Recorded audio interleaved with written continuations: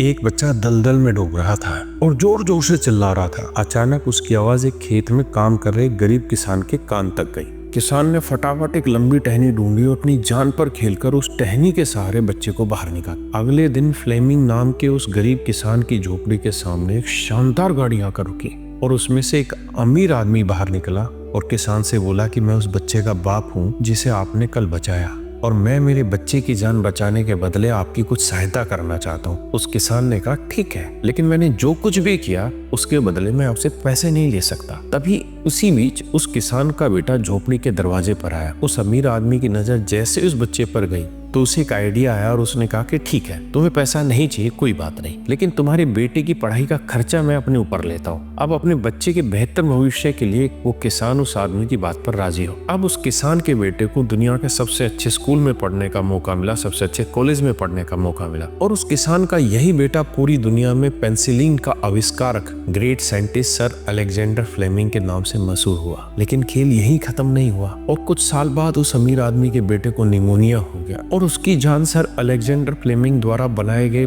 Penicillin के injection से ही बच पाई। और उस अमीर आदमी के बेटे का नाम था विंस्टन चर्चिल, जो 2 बार ब्रिटेन के प्रधानमंत्री रहे। दोस्तों, शायद इसीलिए कहते हैं कि कर्म हमेशा घूम कर आते हैं, इसलिए हमेशा दूसरों का अच्छा करें ताकि आपके साथ भी हमेशा अच्छा हो।